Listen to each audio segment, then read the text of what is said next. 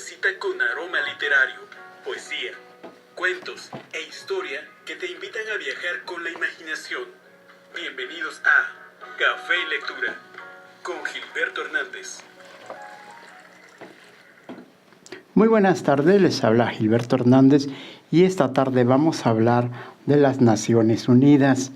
En este tiempo se escucha más acerca de este organismo internacional de las Naciones Unidas. México tiene una representación diplomática, tiene un embajador, participa en este organismo y también ha estado en el Consejo de Seguridad, ya que, como todos sabemos, hay una silla que se va rotando a las naciones que no son parte de las 5 naciones del Consejo. Bueno, vamos a hablar. La Organización de Naciones Unidas se formó oficialmente el 24 de octubre de 1945, después que la mayoría de sus miembros fundaron y ratificaron la Carta de las Naciones Unidas. En conferencia en San Francisco había comenzado en abril de ese año y finalizó con la firma del 26 de junio. La firma de Naciones Unidas la representan 50 países y firmaron el 26 de junio de 1945 en San Francisco. La Carta entra en vigor el 24 de octubre de 1945 tras la ratificación por parte de las 5 naciones. Esas 5 naciones fueron las que ganaron la Segunda Guerra Mundial.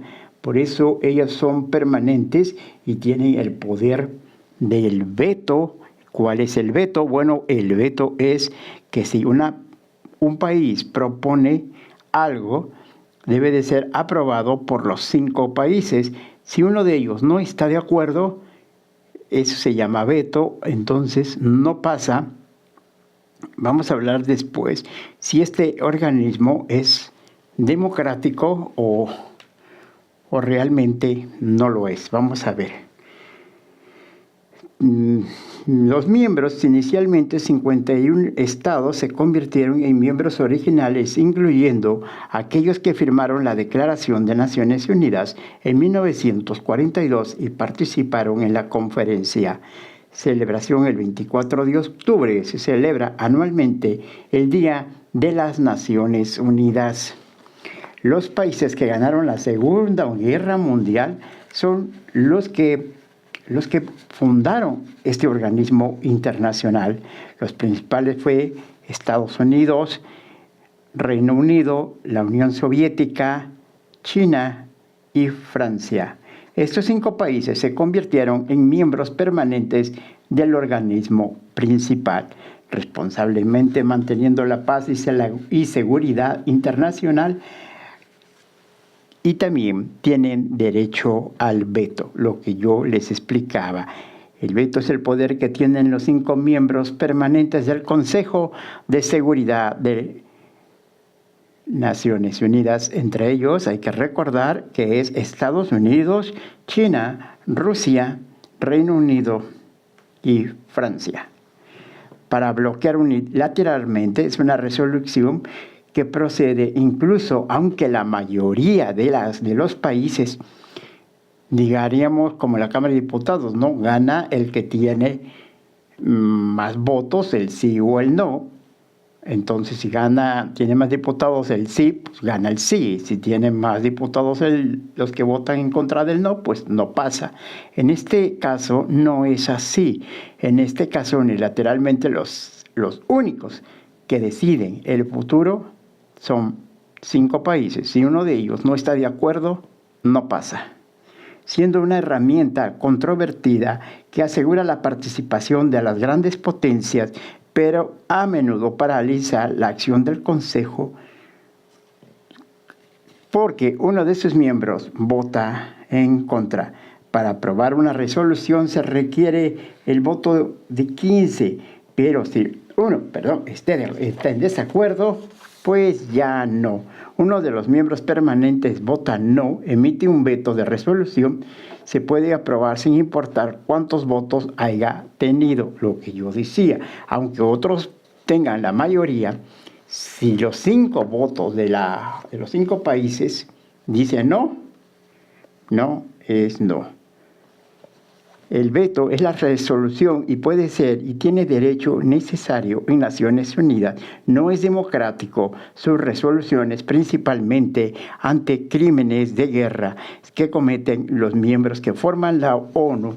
Ese es el problema. O sea, no se puede condenar a un país como por ejemplo, ya sea Estados Unidos, que es uno de los policías del mundo, si comete algún crimen de guerra en algún país que invada, pues simplemente no se puede condenar porque Estados Unidos no se va a condenar a sí mismo. Lógicamente, 4 votarían a favor, 1 en contra, entonces no pasaría. Sus defensores argumentan que evitan que se actúe con sus miembros claves y promueva la inestabilidad. O sea, para todo hay un pretexto. La Asamblea General de las Naciones Unidas es el uso del veto para maniobrar si aplica tras un veto de Estados Unidos o cualquier país de los 5. La creación de la ONU fue un esfuerzo de colaboración más amplio que involucra a muchos países. Ahora, en 1945, para se redacta lo de la ONU, el documento funcional, y también México participa dentro de la ONU. Ahora, ¿qué gana México siendo y teniendo un miembro de nuestro país representando a nuestro país en este organismo internacional? ¿Cuántas veces México ha permanecido en el Consejo de Seguridad de la ONU? México ha participado 5 veces en el Consejo. ¿Cuál es el Consejo? Los 5 miembros, pero aparte se van rotando algunos países por algún tiempo de años, defendiendo con firmeza la paz, no la intervención de las naciones y los derechos humanos. ¿Qué lugar ocupa en seguridad? El país más peligroso del mundo en el índice se mide por la lealtad y la peligrosidad, como por ejemplo puede ser Palestina, Siria, Birmania. La ONU puede prohibir una guerra de sus miembros. ¿Usted qué dice? La ONU puede prohibir y decirle a Estados Unidos: no invadas Irak, no invadas Venezuela. La ONU no puede prohibir completamente la guerra de forma absoluta porque depende de la voluntad de los estados, pero la Carta prohíbe el uso de fuerzas entre naciones, buscando prevenir mediante la diplomacia las resoluciones pacíficas y de disputas, aunque el Consejo de Seguridad puede autorizar medidas coercitivas, incluso militares, si la paz se ve amenazada con los miembros del veto, o sea, con los países que formaron este organismo internacional. Realmente la ONU no lo puede prohibir, ya que los Estados Unidos, pues es más fácil pedir perdón, pedir disculpas, que pedir permiso. Dice: oh, I'm sorry for you. Y nos dice: me da permiso, voy a invadir un país. Ahora, estos países que integran la Organización de Naciones Unidas pagan una mensualidad, una cuota por pertenecer a ellos. México paga una cuota anual que se calcula según su capital económico. En el 2005 aportó un pago de 189 millones de pesos en junio, hasta que la cifra total anual puede variar, ya que había informado previamente hubo retrasos en sus pagos. Claro que ese dinero se convierte en dólares porque Naciones Unidas se encuentra en la ciudad de Nueva York, Estados Unidos. Ahora vamos a hablar un poquito de los gastos que hay en las Naciones Unidas y cuánto nos cuesta mantener un embajador un representante del gobierno mexicano en este organismo. Detalle de los gastos de la ONU calcula la contribución de México se determina por una fórmula que se considera por el Producto Interno Bruto. ¿Qué es el Producto Interno Bruto? Bueno, más que nada es lo que produce el país anualmente, al año. Por ejemplo, si le va bien, si no tiene pérdidas en su balanza comercial, la generación de empleos, que haya mucho empleo, que vengan compañías, todo eso se mide y ese es el Producto Interno Bruto, las pérdidas o las ganancias de un país. Otros factores económicos, colocándolo como los contribuyentes mundiales, aunque no el principal. Del Producto Interno Bruto muestra la economía y la expansión y su crecimiento del país y también su caída en caso que la haya. Un país puede pertenecer a la Organización de Naciones Unidas, pero se le va muy mal, pues paga más poco que los demás, de acuerdo a su desarrollo económico. Los pagos anteriores ante México y a la ONU, bueno, pues también México se ha atrasado en la forma de sus pagos. Anteriormente hubo reportes anteriores en el 2025 que indicaban que México tenía una deuda pendiente de aproximadamente 38 millones de dólares en cuotas atrasadas, pero la administración actual, o sea, la de la presidenta Claudia Sheinbaum, pues ya las pagó, o sea que ha ido pagando las cuotas del anterior gobierno que no se habían pagado. El porcentaje de la contribución en México de la ONU es la asignación para pagar alrededor del 1.22% del presupuesto de México. El 1.22 se destina para pertenecer a Naciones Unidas. En resumen, México gasta cientos de millones de pesos al año en cuotas para la ONU, una cantidad que ha cumplido de manera constante en los últimos años, a pesar de informes de atrasos, y después se pone al corriente, sigue pagando estos millones de dólares a este organismo internacional. Ahora, la pregunta es, bueno, ya que pagamos tanto dinero de nuestros impuestos, porque de ahí se paga al embajador, se paga sus oficinas, se paga a otro embajador que es el ayudante del embajador, más secretarios y todo eso, bueno, pues vamos a ver en resumen lo que gana México, porque pertenecer a este organismo internacional, la verdad, sale bastante caro. México, ¿qué gana al pertenecer a la ONU?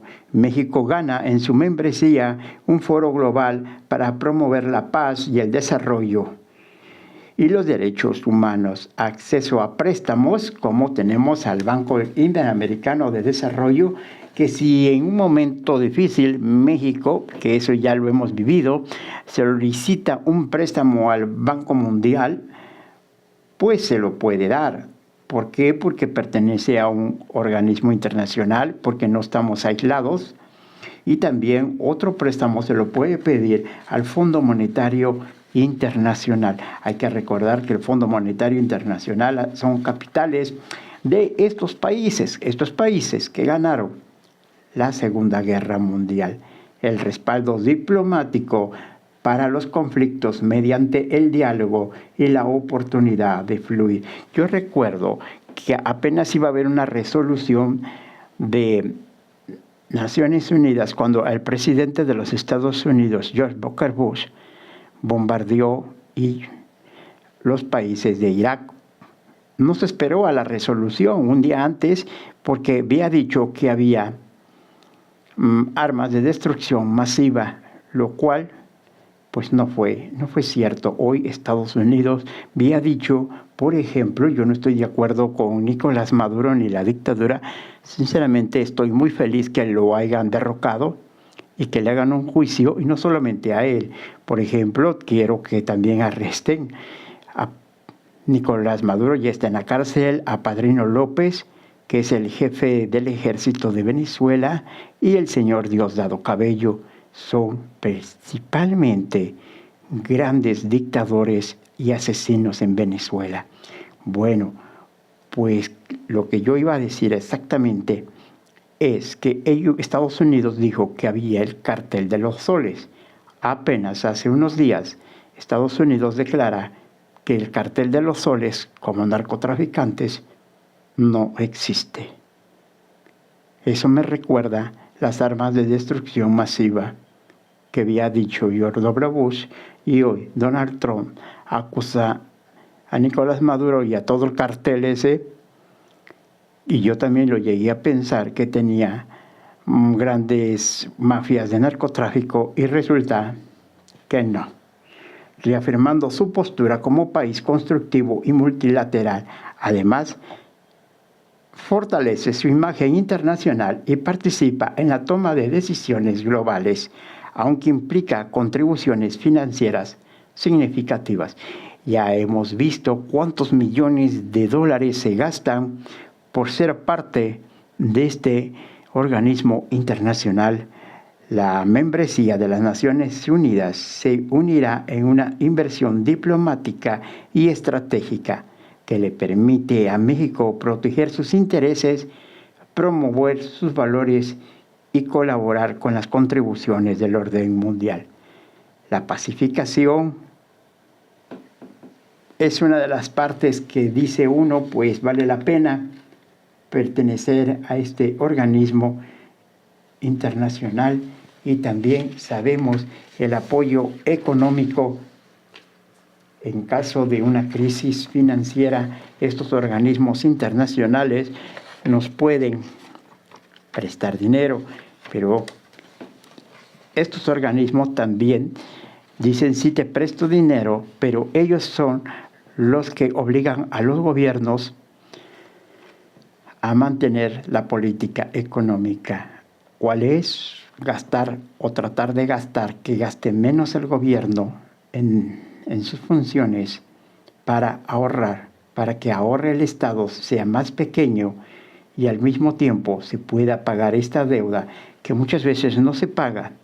El capital que se pidió prestado, simplemente lo que se va llevando son pagos de intereses, y esos intereses se vuelven muchas veces perpetuos, porque no se pueden pagar la deuda, ya que usted no ha pagado una, pero le pide al otro banco y le pide a otro banco, y total que para pagar una deuda le pide al otro banco y paga la otra, y así se va. Además, la ONU dice que somos uno de los países más felices.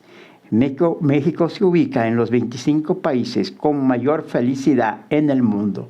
¿Será porque somos pagadores, que aunque nos retrasamos con la deuda ante el Fondo Monetario, pagamos? O sea, nos distinguimos porque somos felices, dice la Organización de Naciones Unidas. Evaluó 143 naciones avanzadas, 11 posiciones, y somos el segundo lugar en América Latina en felicidad. No somos la segunda potencia, pero somos los segundos a nivel internacional de ser muy felices. Usted sea feliz para que no nos vayamos al tercer lugar en la felicidad. Sí, vamos a seguir leyendo. Según en América Latina, la felicidad por arriba, somos más felices que Brasil, que Argentina, que Chile, Uruguay, y somos más felices que nada, principalmente porque somos responsables para pagar nuestros préstamos. ¿Cuánto gana el embajador de las Naciones Unidas? Bueno, el salario de un embajador mexicano se basa en los tabuladores de la Secretaría de Relaciones Exteriores.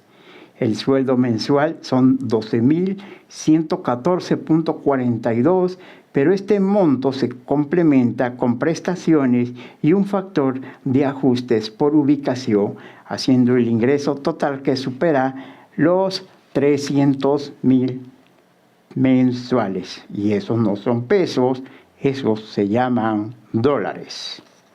¿Quién es el actual embajador en la ONU? El actual embajador y representante permanente de México ante Naciones Unidas es el señor Héctor Vasconcelos, quien lidera la misión permanente en Estados Unidos, principalmente ante el organismo que es